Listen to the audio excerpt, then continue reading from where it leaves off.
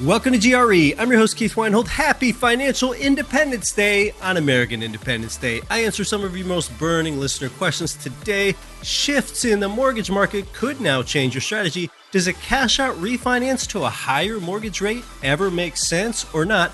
Is an adjustable rate mortgage actually feasible for you now? And lots more on Get Rich Education. Knowing the difference between a turnkey provider and a vertically integrated rental property company can cost you hundreds of thousands of dollars over the life of your investment. Some companies sell you a property they don't own, renovate it with contractors they don't control, refer you to a property management company they don't manage, all in multiple markets because they can't source enough inventory. That's why truly passive investors work with our friends at JWB Real Estate Capital, perhaps the country's only vertically integrated rental property investment company. They operate in one market, Jacksonville, Florida, and their whole job is to make investing in rental properties easy for you. In fact, because of their vertically integrated approach, their clients have gained 79% more home price appreciation than the overall Jacksonville market since 2013. Find out more about why it pays to invest with JWB. Call them at 904-677-6777 or go to jwbrealestate.com/GRE. GRE listeners can't stop talking about their service from Ridge Lending Group and MLS 42056. They've provided our tribe with more loans than anyone. They're truly a top lender for beginners and veterans. It's where I go to get my own loans for single-family rental property up to 4 plexes. So start your pre-qualification and you can chat with President Caeli Ridge personally. They'll even deliver your custom plan for growing your real estate portfolio. Start at ridgelendinggroup.com. You're listening to the show that has created more financial freedom than nearly any show in the world. This is Get Rich Education.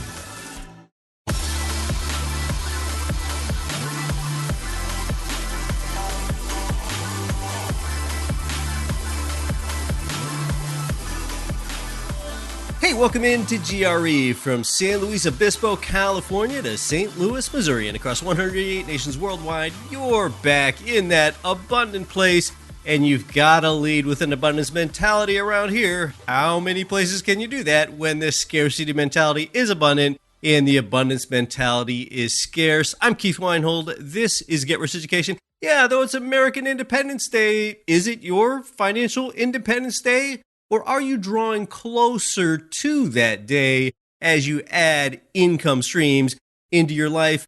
And with 8.6% government admitted inflation and stagnant wages, with this higher cost of living all over the place, I mean, has there ever been a more important time in your entire life to add an income stream through real estate? I think you can make the case that this is the most important time for you to do that. I am about to answer your listener questions here on July 4th. It's also episode 404, and there's no chance that this becomes an error 404. Oh gosh, some really dorky humor there. First of all, Freddie Mac is going to include on-time rent payments into underwriting. Yes, in fact, this starts next week. Hey, this is a good thing for you if you own rental property because this incentivizes renters to make on-time payments to you if they ever want to become homeowners. And Airbnb enacts a permanent ban on parties. Yeah, they and VRBO have long struggled with what to do about parties. People that rent these short-term rentals sometimes are just one night and throw a party. I just shared those stories with you in Friday's newsletter. And if you didn't see them, they are also in the show notes of today's episode. I don't have time to get into the nuances of all those on today's packed show. But yeah, be sure to get our free Don't Quit Your Daydream newsletter. And I've really been informing you there so much in the real estate world. We've also been telling you about our webinars. I know that some of you enjoyed last week's Texas Properties webinar as we fire up more webinars for you. It gives you chances to ask questions live and so on. So stay up to date with our newsletter at getricheducation.com/letter. Now, let me tell you, back in the year 2004, so yeah, 18 years ago, yes, I was an active real estate investor then. You know what was happening to me as a property owner? My tenants were increasingly leaving, giving their notice to vacate. They were increasingly vacating my property, and then I had some vacancy before I found a new renter. And this was increasingly happening really for a few reasons. Number one is that mortgage rates were falling then, around 2004. But secondly, and really the big reason, is that anyone, like practically anyone, could qualify for a loan. Mortgage underwriting standards were so lax that nearly anyone could get a loan just by virtue of the fact that they're a human being, even if they had zero income. So loans were just too easy to get. That's why those tenants left. They could get a loan for their first home. And then really the third reason that my tenants seemed to be vacating is that there was ample supply and an oversupply of properties, these suitable first-time homes for them to move into. Well, why am I telling you all that if that was going on 18 years ago? Because today, all three of those criteria are flip-flopped. First, today, mortgage rates are rising. Second, mortgage qualification standards are tough, like tougher than Kevlar, like almost bulletproof. And thirdly, there's now an undersupply of homes, as you know, especially these entry-level homes that make the best first-time home buyer places. So 18 years ago, when you had tenants fleeing, now you have tenants staying and really coveting that they even have a place to rent. So this is why rental demand is sky high today. Tenants are not fleeing to become homeowners, and rental occupancy is close to 100% in a lot of markets, and also why rents are rising multiples faster than historic norms. So these really are the phenomena today that can move you closer to financial independence day at a faster rate than historic norms. Now, I had a group of financing-themed listener questions come in recently, so I want to get to three of these before we talk more about today's lending landscape in a bit. The first question here comes from Dave in Bellingham, Washington. Dave writes, Keith, I thought it was good to make a big down payment on a property. That way, I'd not only have less debt, but I'd have the benefit of having a smaller mortgage payment over time. That means I'd pay less interest over the life of the loan as well. So can you tell me more about how financially free beats debt free? All right, that's from Dave. Good question, Dave. Common question. In fact, there was a time in my life, it was about that time, like just before I ever owned any real estate in my life, where that same line of thinking made complete sense to me. And I even thought to myself, like, hey, if I could be mortgage free with a property, I would have it made. So Dave, let me answer this question in a somewhat different way than I've answered it before for other listeners' benefit here. If you can borrow at a 6 or 7% mortgage interest rate, which after tax deductions might be an effective, say, 5% interest rate, many think that they can beat that 5% rate in a rate of return out there in the market somewhere over time. In fact, a person probably can. The riskiest thing that a lot of people do when they make a big down payment is now you don't have much liquidity in your life. If the cash is already in your home or your property, well, then you as a borrower, you might not worry about having much cash for any other disruptions or expenses that come up in your life. And the worst one of those for you could be, what if you lose your job and your job was, say, 70% to 100% of your income? Well, now that cash is trapped in the property as equity, and you can better believe that today banks are not going to let you access your equity if you've lost your job. So the best way to keep equity separated from your home is to make sure that equity never gets in there in the first place, and you would get in excess of that if you made a larger down payment than you would need to. And the other reality, too, is that the more you borrow, well, then, of course, the more use you're making of OPM, other people's money. So the great question to ask yourself, Dave, really is, how big of a real estate portfolio could I ever build if I limit myself to only using my own money and not other people's money? We're going to discuss this more later in the show today, but that should provide some sufficient context and food for thought to your question, Dave. Thanks for writing in. And you, the listener, you can always contact us with any questions that you have at getricheducation.com/contact. Andrew from New York State had a question through our contact page there. And Andrew's been an avid listener for quite a while. In fact, I remember your name, Andrew. You're a veterinarian from New York State. I hope that we can meet sometime in the future. Andrew asks, is it a true statement to think that even in today's, puts quote unquote, higher interest rate environment, that any mortgage rate under the rate of inflation of roughly 8% is therefore a bargain? He goes on to write, today, I am not getting great cash flow, $100 a month or break even on new builds, but I still see the upside in real estate investing due to its inflationary hedge. All right, thanks for that, Andrew. Yeah, with the first question, is any mortgage rate under the 8% or so inflation rate a bargain? Well, it could be. A lot of people think that the real rate of inflation, which is the true diminished purchasing power of the dollar, is perhaps something more like 15%, but let's just stick with 8%. Yeah, if you get a mortgage at 6 or 7% today, you are effectively being paid to borrow. That is because, and listen to this part closely, with the money that you borrowed from the bank, over time, you get to repay the bank with dollars that debase on the bank faster than their interest charges can accrue on you. That's how this whole thing stealthily builds your wealth. Now, the risk associated with this is, besides being most attentive to your personal cash flows, Andrew, is that at some point over your loan term, there's a pretty good chance that the rate of inflation is going to duck back down below that, say, fixed mortgage interest rate that you have. So we are in this inversion now where the opposite of that is true. So enjoy it while it lasts. I think of your interest rate being lower than inflation. Think of that as a short to medium term tailwind. It's really a nice sweetener that a lot of people don't think about. And then your second question was about how today you're not getting great cash flow when you buy, say, a new build rental property. You're saying it might be positive $100 or just to break even, but that you do like investing in real estate for the inflation hedge.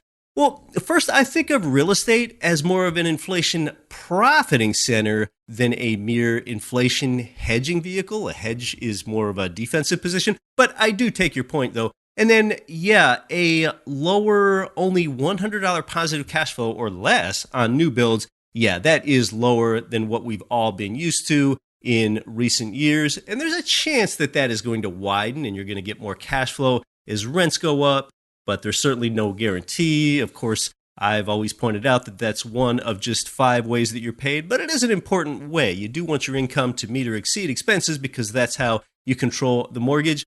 It's like how I described a couple weeks ago that we think of the housing market. I'm thinking of what's happening in 2 waves, like 2 ocean waves coming in. First, the housing price increase wave hit pretty hard, and then there's a trough between the waves until later on the rent increase wave hits, which has begun, and it's that trough between waves when cash flow is lowest. So although you can't absolutely count on it, rents are increasing torridly. And Andrew, I can tell that you're a close listener just by the words and concepts that you're thinking over in your question. So I love that. Thanks for your long time following. The third question comes from JW. This question came from our YouTube channel, so I don't know where you're from, JW. But you ask, Keith, what are your views on prepayment penalties on commercial loans? On my current 8-unit property I am pursuing, I am getting financing offers that all have prepayment penalties. Okay, thanks for the question, JW.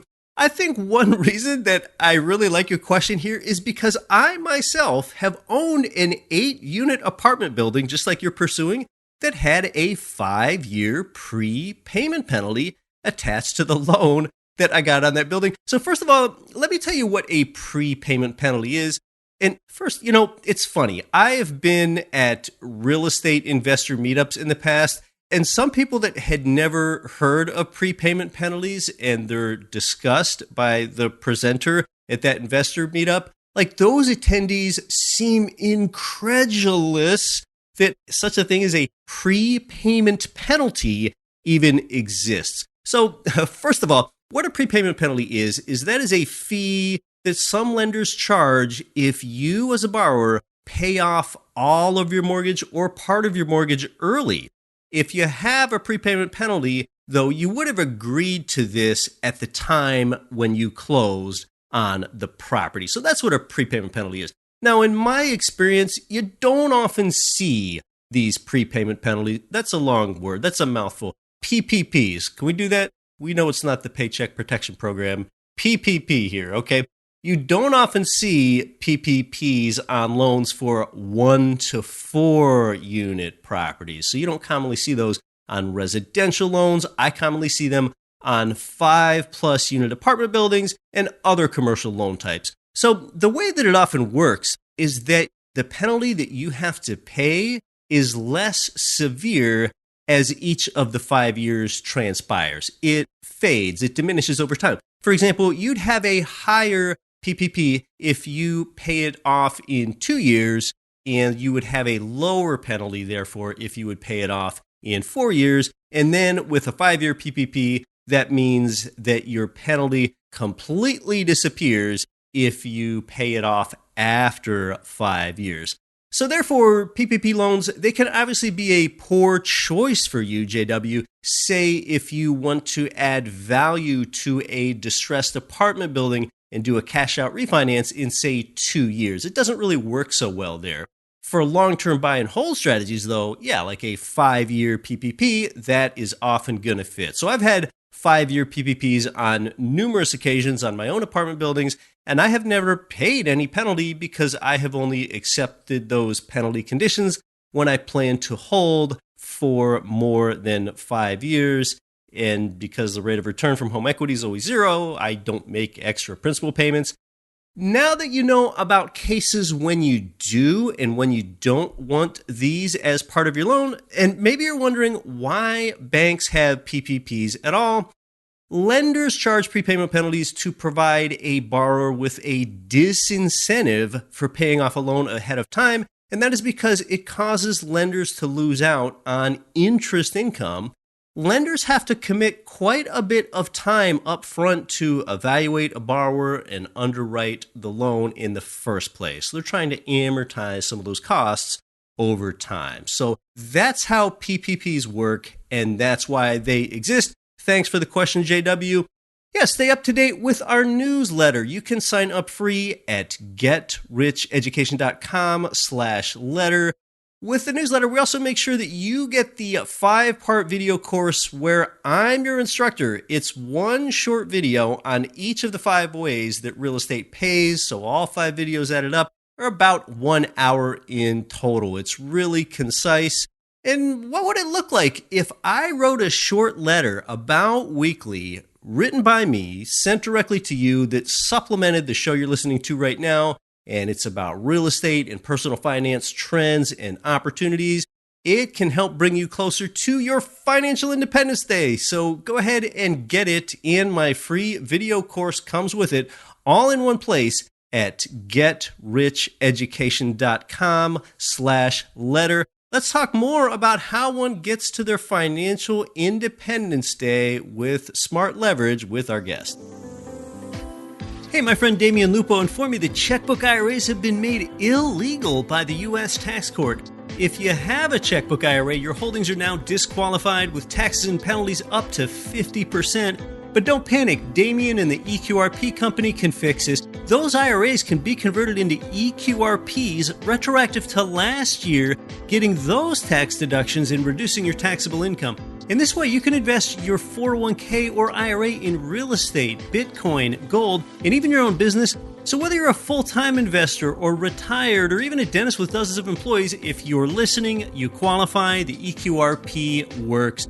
It's a solution. You'll control your money, kill UBIT, and pay way less taxes. To learn more about this strategy and free up your retirement money, get the newest EQRP special report. Text GRE to 307-213-3475. That's text GRE to 307-213-3475.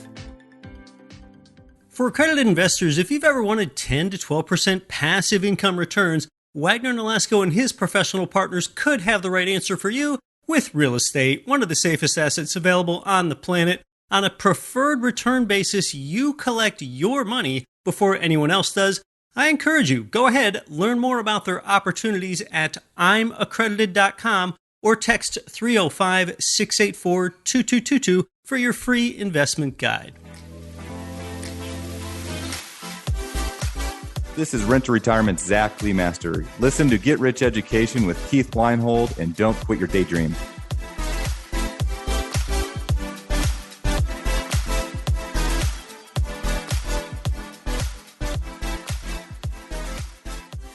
It's a paradox to some that the road to financial freedom goes through debt.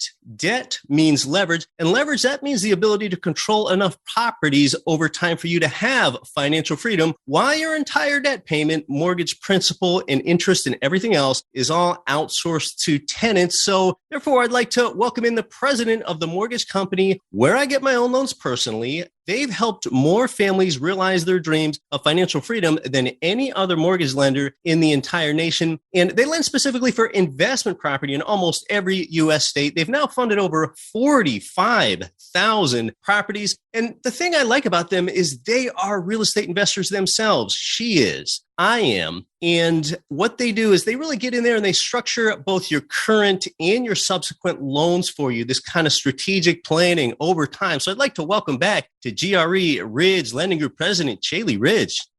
Hi, Keith. Hello, everybody. Thank you for having me. You know how much I love being here with you and your listeners. It's my pleasure. Financing is such an important part of real estate investing, Caeli. The landscape changes over time. Now, unlike 15 or 20 years ago, where we had all these risky loans, today, you could say the housing market, I think, is underwritten by more foundational loan types. Black Knight tells us that the average mortgage borrower FICO credit score back in 2010 was 699, and today it's 751. Homeowners have big equity positions today, record equity positions, in fact. So talk to us some more about real estate's stable foundation through these tight underwriting guidelines that persist. It's absolutely true. I'll tell you that post 0809, the bar in which we've been forced to qualify really increased. It was almost going from fogging a mirror before 0809 to walking on water. I would say that that's even low, the 751 average. For our clients, we find that it's probably 760 and above. So absolutely. Then you've got, the other qualifications of DTI and asset requirements and things. All of those things have kind of stepped up.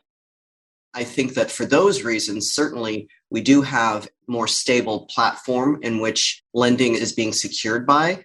However, I want to just touch on something. I've been talking a lot recently about the market and interest rates, of course, and ways in which we can keep our cash flows strong and healthy, because those go through cycles as well. Adjustable rate mortgages, finally, thank you, are coming back into the mainstream. I've always been a big fan of ARMs. We've talked about this. Interest only, likewise. But I'm getting some people that they aren't as informed as maybe they should be. So they're hearing these buzzwords like ARM or interest only, and they're kind of labeling them with those bad boy loans. That was the root of some of 0809. And I want to dispel some of that because I think it's really important to put a check on what a bad boy loan is. An adjustable rate mortgage, everybody, is not a bad boy loan. In fact, it's probably my preference when the market is stable and under normal conditions. We've been on what's called an inverted yield, right? Maybe you've heard me talk about this before too, where the 30-year fixed mortgage rate is lower than an adjustable rate mortgage.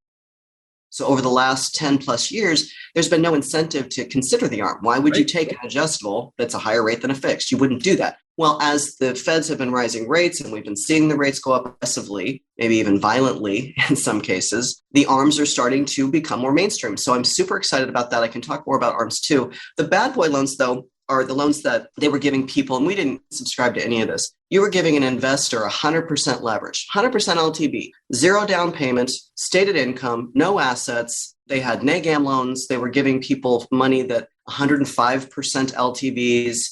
So those would be the bad boy loans. What we're talking about now and here under this more stable foundation, because the qualifications have been higher, that bar has been risen, by no means would I even begin to call that or an interest only a bad boy loan. Things like interest-only loans and ARMs, adjustable rate mortgages, they got a bad name in the mortgage meltdown about 15 years ago because oftentimes that's the only way that one could qualify for a property. Now, Caeli, you bring up ARMs, adjustable rate mortgages. I was just looking about a week ago, and I noticed that the 5-year ARM mortgage interest rate was about 1.5% lower than the 30-year fixed rate mortgage that most people are used to. And a lot of people don't understand. A 5-year ARM, that actually means that your rate is fixed for the first 5 years before it begins to adjust. Absolutely. So just to quantify, based on the data that you're looking at is raw data, just so everybody understands. It doesn't mean that you're going to go out and secure a loan that a 30-year fixed would be 6% and the 5-year ARM is at 4.5% necessarily. The variables or the characteristics of the loan transaction itself will dictate what that spread is. So if you're comparing, just as a quick example, an owner-occupied purchase with 25% down to a non-owner occupied fourplex cash out, that spread isn't going to be the same. But yes, we're seeing the margin grow between the 30-year fixed and the ARMs. They're coming back down. I would say on average, we want to see at least a 0.5 point improvement with the ARM versus the fixed, ideally a point, maybe even a point plus, but we're on the right track. We're moving in that direction.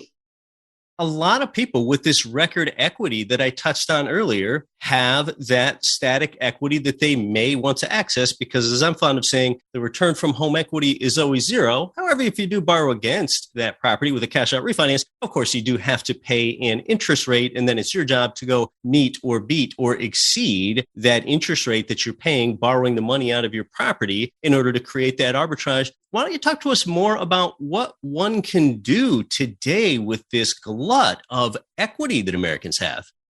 So yeah, Keith, I'm glad you brought that up. I've been having the conversation quite a bit lately, obviously, as rates go up and people have this equity and they want to get at it, they want to harvest their equity. But more often than not, when we have the discussion, they're learning that the rate that they're going to refinance into is going to be higher than the rate that they have now. That's probably a pretty typical scenario.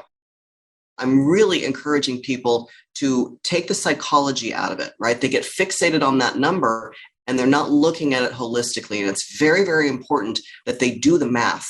And by the math, first of all, like you just said, run the numbers. What's the new payment with the extra cash, the equity that you're pulling out at the higher rate probably? What is the different monthly payment between the two? Is it still cash flowing? Are the rents still covering it? And then you need to take that cash and figure out what the return monthly is going to be. Is it going to cover what you're losing in cash flow over here? Is it going to exceed that? And then you still need to take it a couple of steps further. Make sure you're accounting for the annual appreciation of rents, not necessarily the house value right now, but of rents. And then you've got that tax benefit too, gang. And this is a little bit harder to determine. You're going to have to dig in a little bit more to calculate. But the higher the interest rate, I'll just simplify it. The higher the interest rate, what happens to the mortgage interest that you're able to deduct on your Schedule E? It's going to be higher, right? Yeah. So it won't be dollar for dollar, but just please make sure that you're doing the math and don't make the assumption that because rates are higher, it's not the time to pull your cash out. That is not a true investor mentality. Inform yourselves and do the math. Now, can an investor have the best of both worlds? Because right now, a lot of both homeowners and investors have locked in those record low mortgage rates from, say, a year ago or more, where they might have a 3% or less mortgage interest rate on the primary residence or a 4% or less mortgage interest rate on their rental properties. Can they keep that loan in place? Is that often the best thing to do? And then take on a second mortgage with the cash out refinance?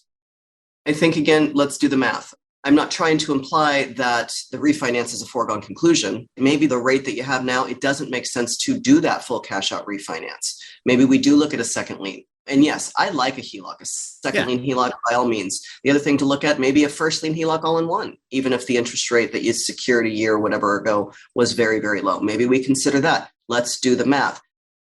The second lien HELOC on an investment property is going to be the harder of all of those scenarios to obtain. They're not prevalent out there. I can share with, if you'd like, a few of the banks I know are doing them for non-owner occupied. We unfortunately don't do any second liens. Sure. But I know that PenFed is doing second liens for non-owner occupied.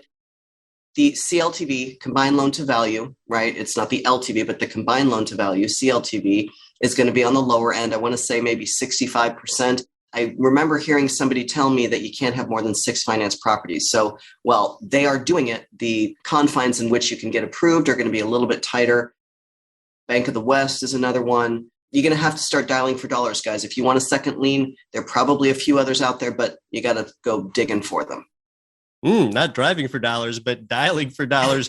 In this case, we're talking with Caeli Ridge. He's the president of Ridge Lending Group. You can get pre-approved and learn more about them at ridgelendinggroup.com. Caeli, I think most any reasonable person knows that the Fed was not going to keep interest rates at 0% forever. That was really an emergency measure for the pandemic. So as the federal funds rate has come up, and really all interest rates have come up with it, talk to us some more about that and the interest rate landscape today. Absolutely right. I think that the Feds were forced to kind of sit on their hands for the last 2-ish years, right? Yeah. Because specifically the pandemic. Well, inflation, guys, the first thing they're going to look at to start stamping out inflation is raising the Fed fund rate. I want to clarify for you, the Fed fund rate, for anybody that is not aware of this, is not our long-term mortgage rate. The Fed fund rate is the daily trading rate between banks. Okay, so they're two totally different things. And while they're connected, they're not the same. In fact, people were very surprised to learn that it's been maybe 2 weeks ago now, you saw the headline probably, they raised it 0.75 percentage point, which was a pretty big move. People assumed that that's what drove rates up even more. And in fact, they came back down. Wall Street, the stock market, the bond market, they have a funny way of dictating what they believe based on the Fed's language is going to happen in secondary markets. So the Fed's move, doing that, communicated what their message was, is that by all means, we are going to do everything that we need to do to make sure that inflation stays in check, right? That's been their message all along. They stayed true to that. And as a result, we actually saw bonds improve that day. In any case, I believe that rates are going to continue to go up. I think that maybe more modestly in the coming months. If we hit that recession, then they're going to come back down. But guys, remember, it's not about the rate. You're appreciating your rents. Short-term, long-term property, short-term and long-term renters, 2 to 4 units. Please make sure that you're looking at it from that holistic perspective. The other thing, and Keith, you and I have talked about this several times, that psychology of rate, the difference between a 0.5 point in rate based on your loan size could be completely inconsequential. So again, I sound like a broken record. Do the math, please. Yeah, 100%, because interest rates, that makes the headline. But talk to us about some of those indicators that are really important too. And a lot of them are things that people overlook because they're so fixated on the interest rate. Well, cash flow, obviously, you want to be looking to see how the property is cash flowing at this rate, or maybe we're looking at an ARM now, maybe we're looking at an interest only. You're looking at your whole property appreciation and what markets you're going to be in, diversifying your properties from a market perspective, property type perspective. I touched on a second ago, the short and the long term, keeping your portfolio diverse enough so that you can weather some of the changes that we're going to see over the coming months and years. We probably have 9, 12, 18 months, maybe 24 months in that range. I'm being pretty vague here because I'm not going to commit to what could happen along the way, but rates will come back down. That's what they do. They're not going to just go up and stay up. They're going to come back down.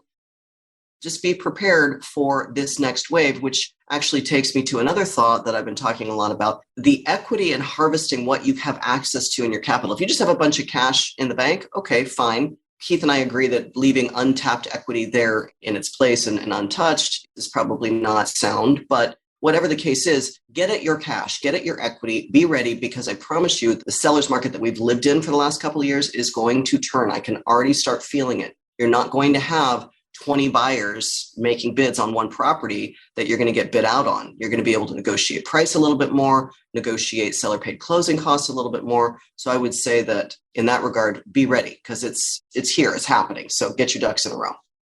So many markets are still sellers markets with multiple offers amidst a dearth of inventory. But yeah, it's not as hot as it was, as a housing market hopefully reverts more toward normalcy and people can actually do normal things like not have to compete with all cash offers or not feel bad about making some inspection finding requests and repairs as we hopefully revert to a normal market. Caeli, what does market normalcy mean to you from the mortgage market perspective with where we are and where we're going? Well, if we talk about the appreciation, right, 30% annual appreciation is not sustainable. So guys, this is a good thing. And I'm not painting a doom and gloom picture. It's not, the values aren't going to fall through the floor either. But I think that some normalcy is going to be good for everybody. It needs to tamper. If we continue in the same trajectory that we've been, that's going to be a bubble and a huge crash. That's a problem. With the rates going up and all the other variables associated with this, we are going to see housing normalize more. That's good for everybody. Tell us about some of the other loan types that you offer in there, Caeli, beyond those ARMs and 30-year fixed rate mortgages and all-in-one loans. And what else do you offer investors? This is a real strong point of Ridge Lending's value adds. We are not a one-size-fits-all. We don't just subscribe to the Fannie Freddies or adjustables, non-QMs. There's 5 prongs. We've got conventional, Fannie Freddie. We have non-QM products. This is outside of the Fannie Freddie guidelines, not just for investors, but for anybody. It's pretty diverse in and of itself. Bank statement products where if you can't show tax returns, that kind of thing. We have commercial products for residential property and commercial property. We have short-term bridge loans, fix and flip stuff. And our all-in-one is a very popular tool for investors, the right investors. Talk to us about the QM versus not QM loans. Are we still going to be in this environment for the foreseeable future where a single person can get up to 10 property loans at the best rates and terms, 20 married? For right now, on a 30-year fix, yes, that's true. If we are looking at the adjustable rate mortgages, conventionally speaking right now, for non-owner occupied, those are not going to be available. So in terms of cash flow, and if you are looking at an ARM or an interest-only product, Fannie Freddie is not going to give you the best cash flow today. It's going to be an outside non-QM type product. All right. A lot of this depends on your strategy. For example, maybe you would want a 5-year or a 7-year ARM if you expect to have a short hold period. If you think you might be holding a property for a long time, then perhaps you would pay that 30-year fixed rate premium that you essentially pay in a higher interest rate for having that certainty over the long term. Yes, absolutely. It's very individual. Caeli, when someone contacts you in there, why don't you talk to us about the best way that a borrower can come prepared so that it's quicker for them and quicker for you to pre-approve a borrower? Apply, right? We have an online application that you can go ahead and apply on. Make sure that you've got your typical documentation, your tax returns, your W-2s, your pay stubs, your ID, your bank statements, the vials of blood, right? Make sure you have third grade report card. Yes, all those jokes about the third grade report card, right? You hear them all. That's right. And so make sure you have those usual suspects of documents available. We will collect them. Once we get you through that initial process, kind of a review, pre-qualification review process, then for those that are interested in really building strategy from an underwriting perspective, and then my experience and knowledge base too, I have lots of one-on-one conversations with investors, and we start looking under the hood, figure out what their goals are. I give them the education about guidelines and things of that nature, how to optimize their qualifications. And we continue to plant those seeds and make those roadmaps so that we've got a direction and a lane that we're going to be moving down as they continue to evolve as real estate investors. Yes, the mortgage industry is replete with jokes about mortgage underwriting in your pre-approval process, asking you for vials of blood and your 5th grade report card and everything else, because it is a pretty extensive process. You are going to be asked to submit quite a bit of documentation, but to relate that back to what we talked about earlier on here in the program, that's what helps underscore a strong housing market, because we're making sure that people can actually afford these properties. Well, Caeli, tell us about the best ways for one to get started with someone that specializes in income property loans like you.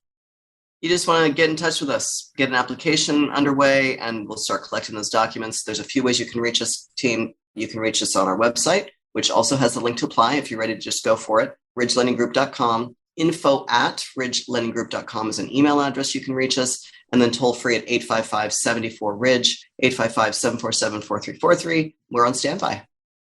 Caeli, these mortgage lending market updates are valuable. As always, thanks so much for coming back onto the show. My pleasure, Keith. Thanks for having me.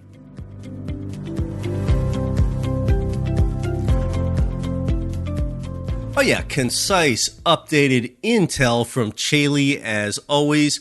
You know, all these markets are constantly changing. The market for housing prices, the market for rents, the market for mortgages. So working within them can help you get closer to your financial independence day, which is that day that your real estate income meets or exceeds all of your basic living expenses Underwriting guidelines are staying tight, just like they have for more than a decade now. Dodd-Frank and consumers having to prove that they have the ability to repay a loan has really helped with that. And that's a big reason that the mortgage delinquency rate has recently fallen to all-time lows here this year. In fact, that update on second mortgages on rental properties that Caeli gave us there demonstrates that the market still has a pretty limited appetite for that product. Now, you might want it. You might have an appetite for it, but it still comes with pretty low loan-to-value ratios if you can get them at all. Some brighter news is that ARMs, adjustable rate mortgages, are making more sense than they used to when compared to your more typical long-term fixed rate mortgage, but there are both risks and rewards that you've got to compare there. I like that the good people over there at Ridge, they help you make decisions exactly like those. Hey, we've got so many great and important shows coming up here on GRE. The return of tax advisor Tom Wheelwright, I guess we'll call it two-person housing market panel comprised of Kathy Fettke and I. And oh geez, here we go. The return of Chris Voss. Yes, the hostage negotiator from Masterclass and I here together. Do you remember when I mock negotiated him for a fourplex building last year right here on the show?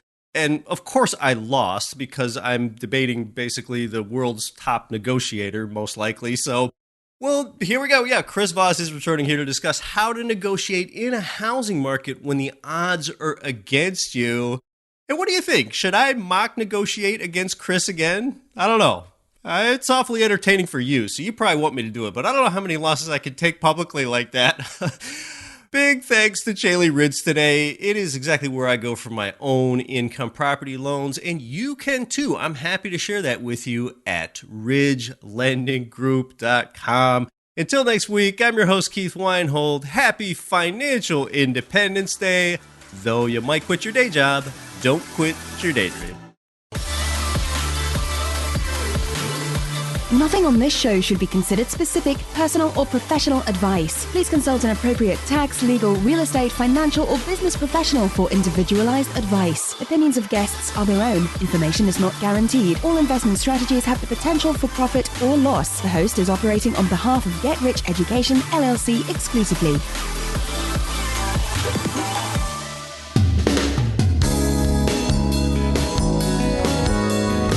The preceding program was brought to you by your home for wealth building, GetRichEducation.com.